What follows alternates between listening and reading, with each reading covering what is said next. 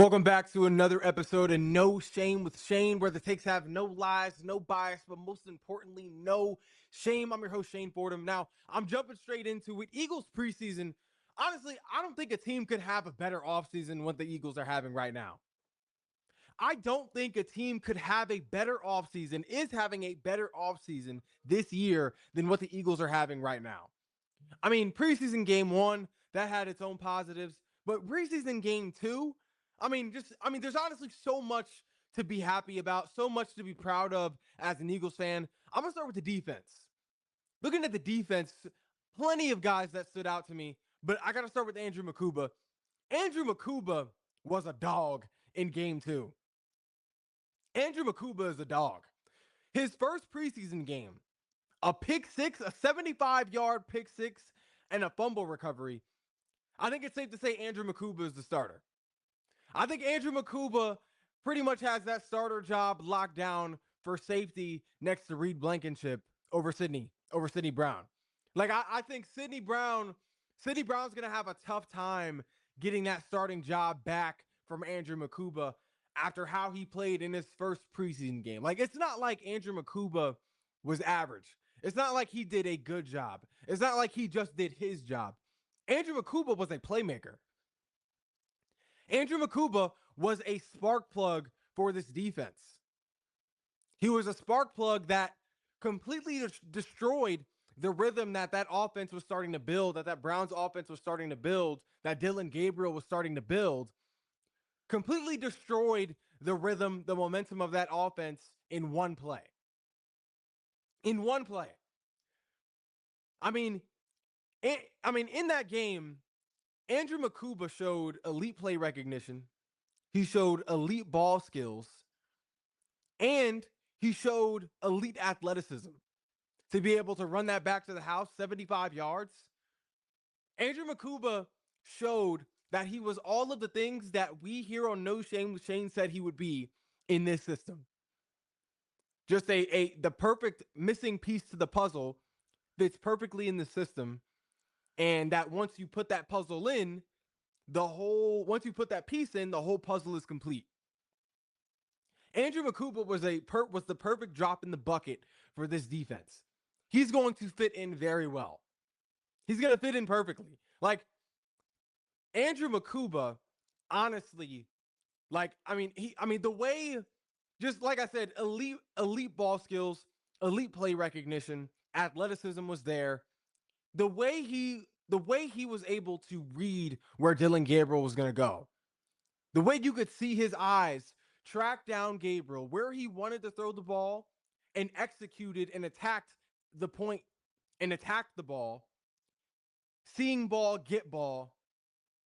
The tracking was there, the execution was there. Now, again, it wasn't too hard to read what Dylan Gabriel wanted to do with the ball, the way he was staring down his tight end towards the sideline.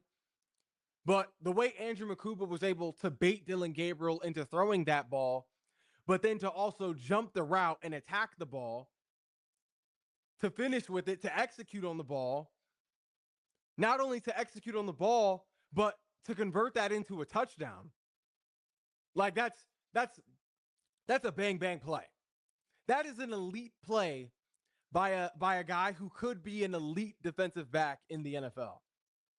Andrew Makuba looks like a stud. He looks like a stud. And I think it's safe to say Andrew Makuba has the starting job just about wrapped up. Like, I'm looking at Andrew Makuba. Like I said, he was the perfect drop in the bucket for this Eagles defense. Exactly what this defense needs.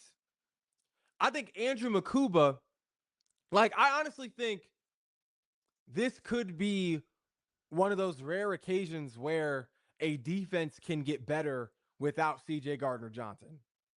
Like, I think this is one of the rare occasions where a defense can actually get better and improve a year after losing CJ Gardner-Johnson from its secondary. Because it doesn't happen often where your defense is better after parting ways with a guy like CJ Gardner-Johnson. Every year we've had CJ Gardner-Johnson, the Eagles defense has been elite. The Eagles secondary has been the best secondary in the NFL.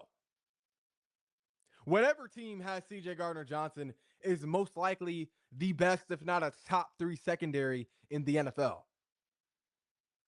He comes to Philly. The Eagles are the best defense in the NFL, are a Super Bowl caliber team.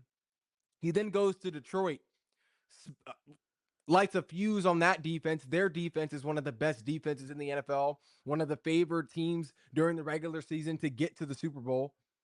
He comes back to Philly again, and what do the Eagles do? Not only get back to the Super Bowl, but they win the Super Bowl while having the best secondary in the NFL. There's not a lot of occasions where a defense will get better after parting ways with CJ Gardner-Johnson. More times it's a defense gets better once they have CJ Gardner-Johnson. I expect him to have a similar effect on the Texans defense this year. You know, assuming he'll actually be able to play and isn't still dealing with a knee injury. But I think this is one of the rare occasions where the Eagles defense can actually sustain or possibly get better this coming season after losing CJ Gardner-Johnson, and that's because of Andrew Mukuba. I have all the faith in the world in Andrew Mukuba. Andrew Mukuba is the perfect replacement for CJ Gardner-Johnson. Andrew Mukuba has the exact same archetype, exact same play style as CJ Gardner-Johnson, but he's younger. He's younger and has the potential to be better than CJ Gardner-Johnson. With what he's been able to do in training camp, with what we saw him do this weekend against the Browns, I think this is a guy who can not only be a CJ Gardner-Johnson type of player for us, but could honestly be better. Like the perfect replacement for CJ Gardner-Johnson. We're talking about a guy who is a natural ball hawk. He's physical. He is always able to find the ball. Like that's one thing. That's probably the main thing that sticks out to me in terms of the similarities between CJ Gardner-Johnson and Andrew Mukuba and what he has shown to be able to do since joining the Eagles is the ability to find the ball. CJ Gardner-Johnson was always able to find the ball. Whether it was an interception, a fumble recovery, Andrew Mukuba showed that exact same skill set in his first game as an Eagle. Tracks down an interception, but then he also finds the ball amidst chaos, finds the ball for a fumble recovery as well in the same game. Andrew Mukuba is dangerous because he's not only a lockdown safety, he's not only a physical presence for the secondary, but he's also a guy that has a knack for knowing where the ball is. He is a true ball magnet.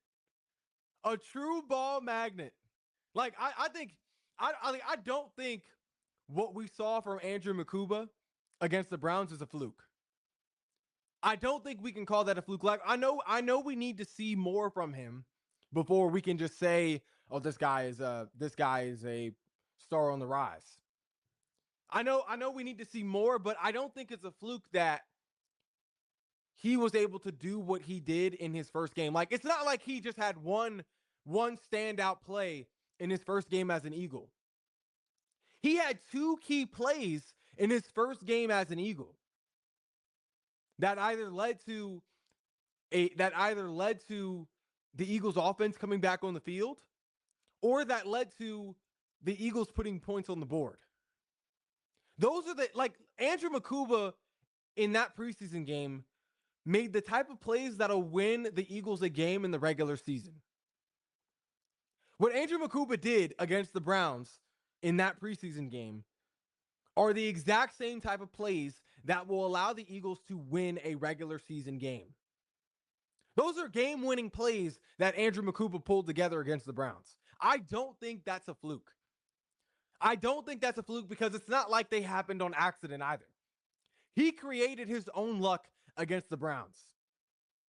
He saw where Dillon Gabriel's eyes were as he was rolling out of the pocket. He saw where Dillon Gabriel wanted to throw the ball. He made sure Dillon Gabriel felt comfortable enough to throw that ball by not overcrowding the tight end immediately, which he obviously could have done with the closeout speed he has. So he baited Dillon Gabriel into throwing that ball, but then also showed off the closeout speed and executed in getting the interception. On the fumble recovery, it's not like he was there by accident. He was able to read the play. He was able to see the ball loose. He was able to see ball. He was able to see the ball, and he was able to get the ball. See ball, get ball. Andrew Makuba created his own luck in that preseason game against the Browns. He baited Dillon Gabriel into an interception that he came down with. And as soon as the ball was loose, he read and reacted and came up with the ball again. That's not a fluke. That is not a fluke. That is a starter. That is starter level instincts that Andrew Makuba displayed against the Browns. Starter level instincts. And honestly, another guy who has shown that type of instinct in this preseason so far is Jahad Campbell. Jahad Campbell, another rookie, another one of the rookies that have been standing out on this defensive unit. I talked about Andrew Makuba. Andrew Makuba got a pick six, got a fumble recovery. Jahad Campbell comes up with his first sack as an Eagle. His first sack as an Eagle. So Andrew Makuba wasn't the only playmaker on the field on Saturday on the Birds. Jahad Campbell was where he needed to be. Honestly, looking at Jahad Campbell in that preseason game literally looked like how he looked in Alabama. Everything he was able to do for Alabama this past season is exactly what he did for the Eagles in this game against the Browns. He was a linebacker that could cover. He was a linebacker that could stuff the run. But he was also a linebacker that could shake up the pass and pressure the quarterback. Not just pressure the quarterback, but actually convert on a sack, execute on a sack. That's one thing people have always said about Jahad Campbell, especially during this draft process, was that he was one of the best blitzers in the draft class. One of the best blitzers in the draft class. He may not be an edge rusher type of guy. He may not be a guy who you can send off the edge, who will consistently create pressure off the edge. But as a blitzing linebacker, there weren't a lot of linebackers in this draft class that were better at collapsing the pocket from depth than Jahad Campbell. And he showed that against the Browns. Getting a sack in his second preseason game. But honestly, I'm looking at Jahad Campbell play.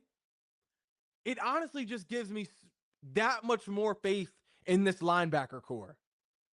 I don't understand how other teams are supposed to game plan for this Eagles linebacker core. You already, just in this linebacker group, you already have two freaks that you just can't account for. You have two freaks of nature that you cannot account for. Jahad Campbell and Zach Bond. Two guys that can literally do anything in the linebacker from the linebacker position. They can cover, they can stop the run, and they can pressure a quarterback. Whether it's sending them off the edge or whether you're just having them run blitzes through the A or B gaps. These are two freaks of nature at the linebacker position that you just can't game plan for. And then that's not even mentioning Nakobe Dean and Jeremiah Trotter that are going to be in the mix. Jeremiah Trotter Jr. It's not even mentioning those two. Looking at Jahad Campbell and Zach Bond by themselves, if Jahad Campbell is able to earn that starting job this year, Jahad Campbell and Zach Bond, there's no question they would be the best linebacker duo in the NFL. There's no question. You're looking at these two, two guys that can literally do anything, that are freaks of nature, super athletic, one of which is already a defensive player of the year caliber guy, coming off a defensive player of the year caliber year he had in Zach Bond. You add a younger version of that guy that can literally do everything that he can, just younger. He's just younger. And the fact that he is matching Zach Bond's skill set and play style at this early on in his career, because remember, Zach Bond has been in the league for a little while. This is just his first time playing the inside linebacker position. The fact that Jahad Campbell is matching Zach Bond in terms of talent and play style at this early on, there's no question his floor is higher than Zach Bond's, or his ceiling, rather, is higher than Zach Bond's. Just off the simple fact that he is much younger than Zach Bond, and that he is already moving in a similar fashion, in a similar way as what we saw Zach Bond do last season. Like, I'm honestly, and then, I mean, and what's crazy is, no matter which linebacker from the Eagles are on the field, the Eagles are going to have the best linebacker duo in that game.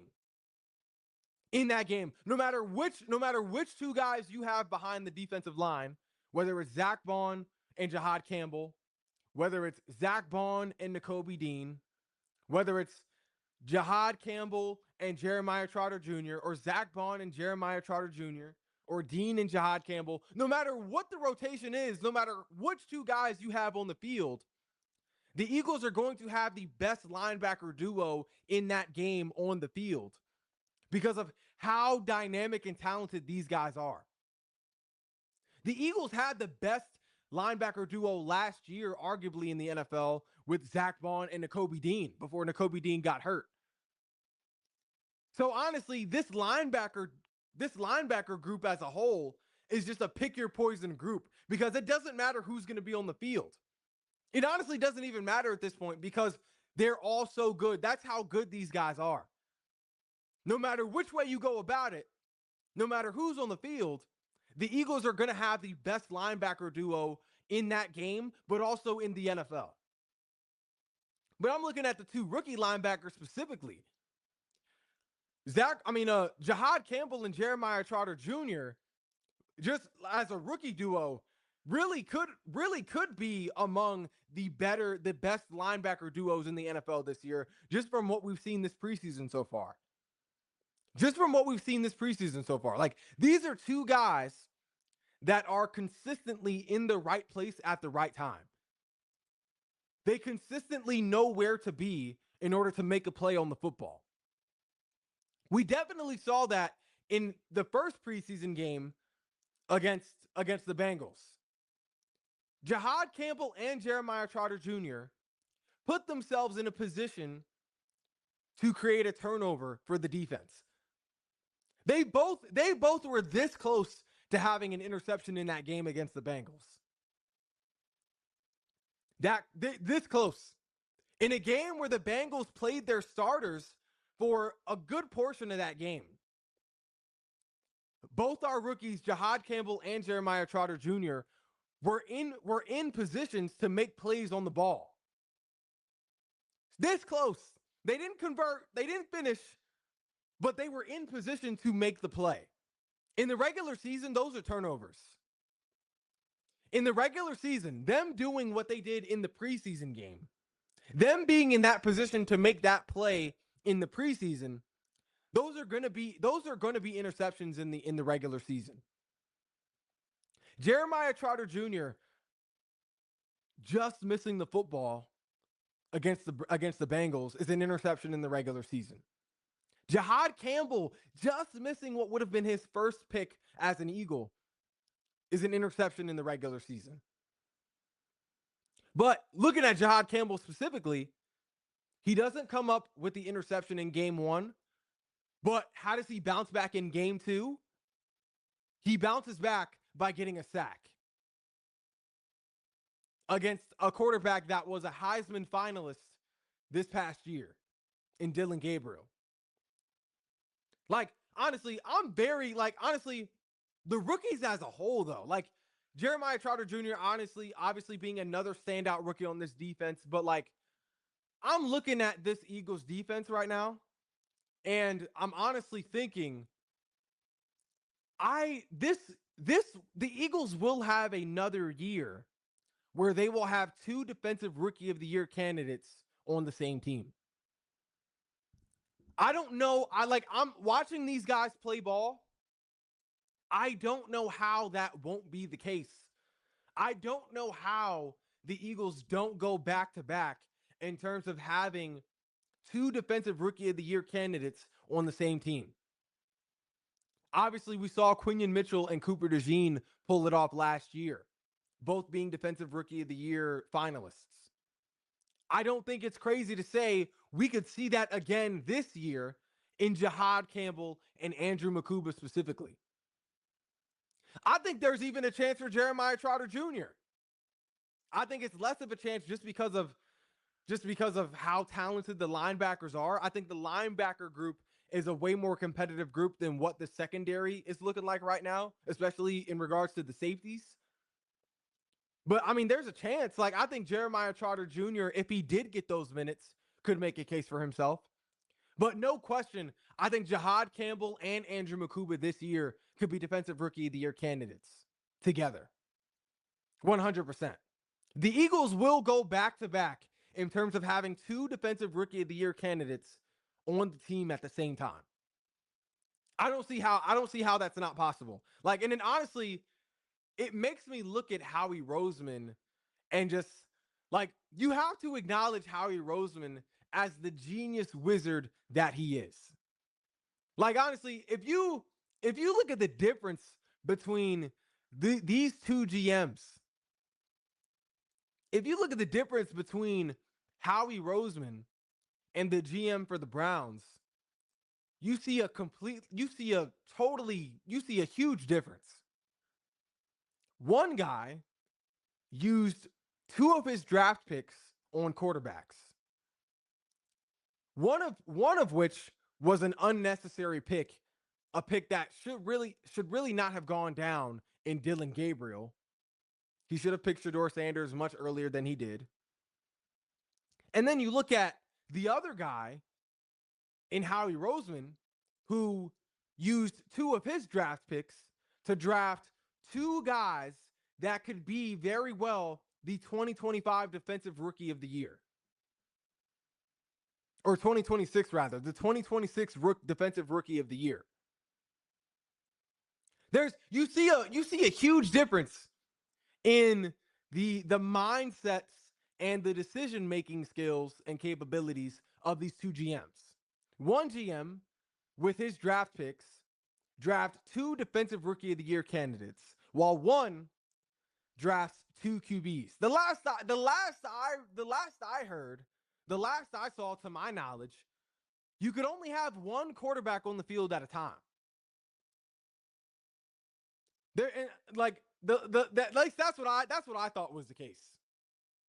What I thought was the case was you could only have one quarterback on the field at a time. You can only have one guy playing the position of quarterback on the field at one time.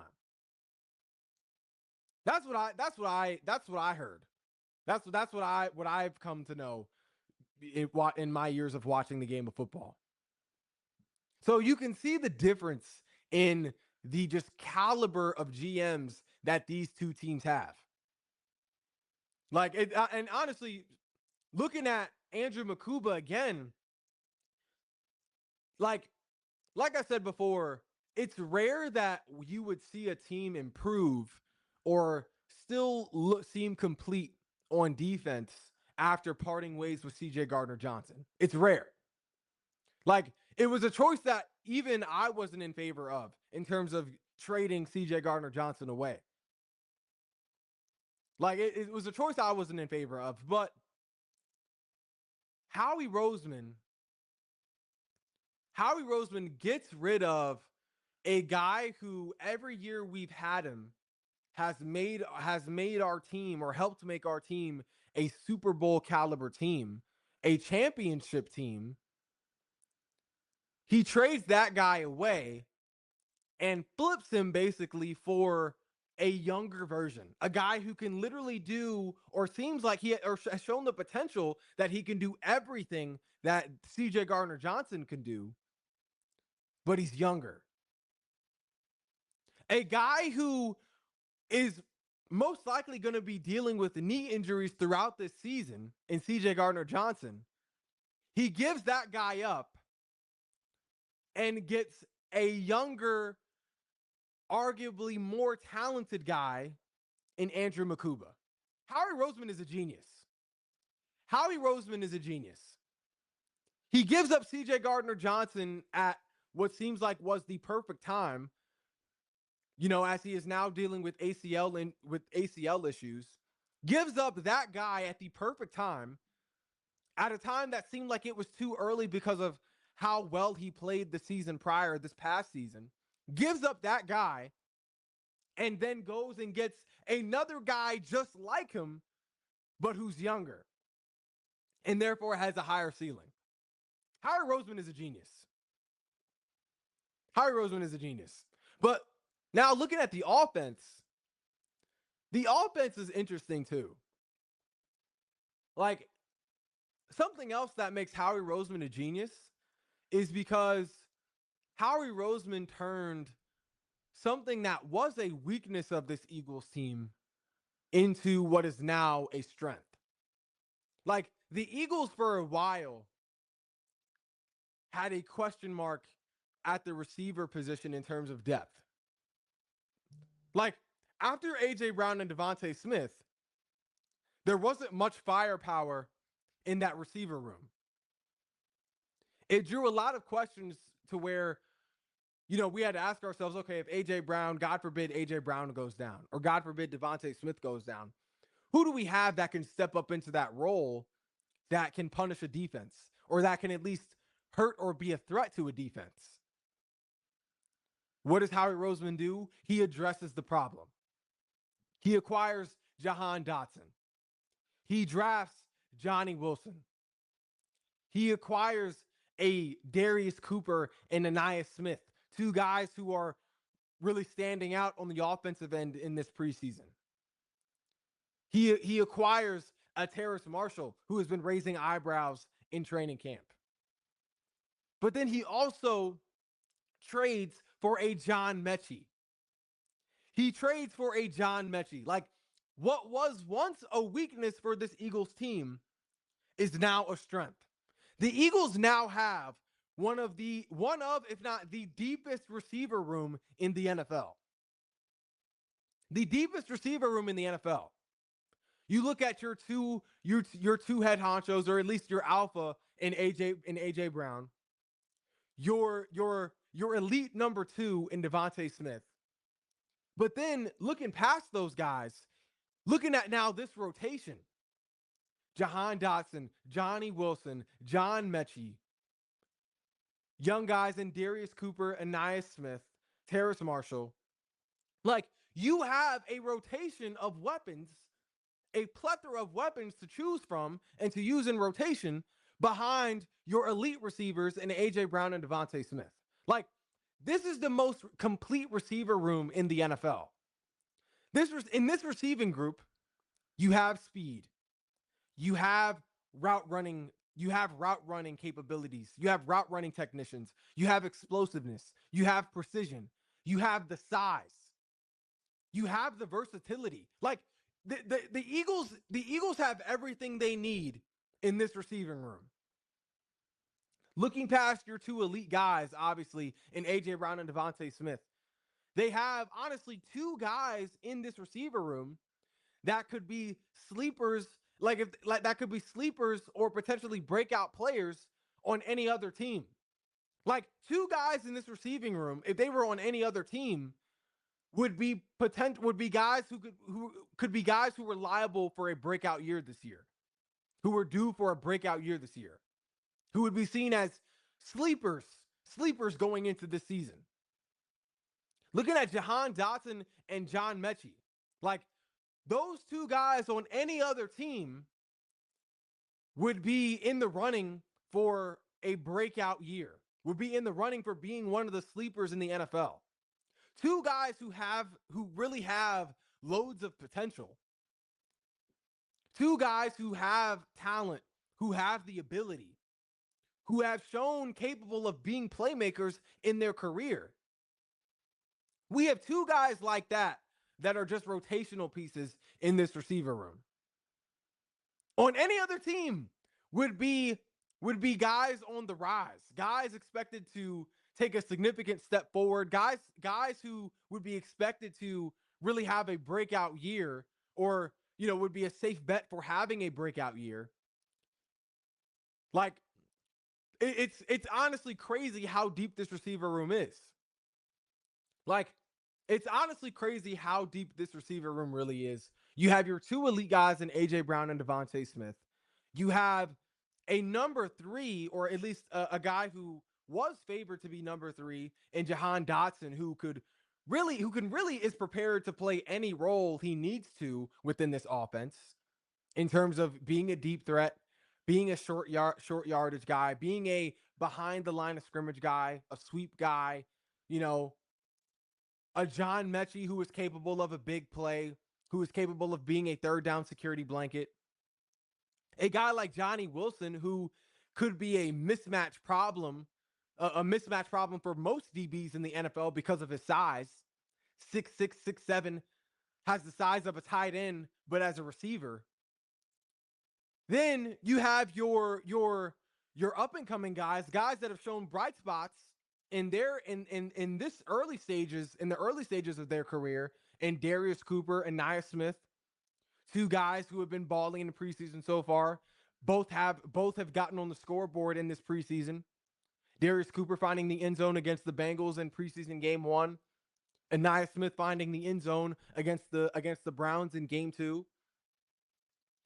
And then that's not even mentioning Terrace Marshall, who hasn't really gotten to do much in the preseason yet. Like, this is just a totally complete receiver room that the Eagles have this year. Totally complete. Like, it's so much to be happy of and proud of as Eagles fans, looking at just the young guys alone. Just looking at the young guys alone in this preseason, you see the promise that this Eagles team has this year. You see the depth that this Eagles team has this year. You see the depth. And honestly, you got to give credit where credit is due, and that obviously belongs to Howie Roseman. But that's all for today's edition of No Shame with Shane. If you haven't already, be sure to like, follow, and subscribe to all of our social media platforms, and I will be back later on with more shameless takes.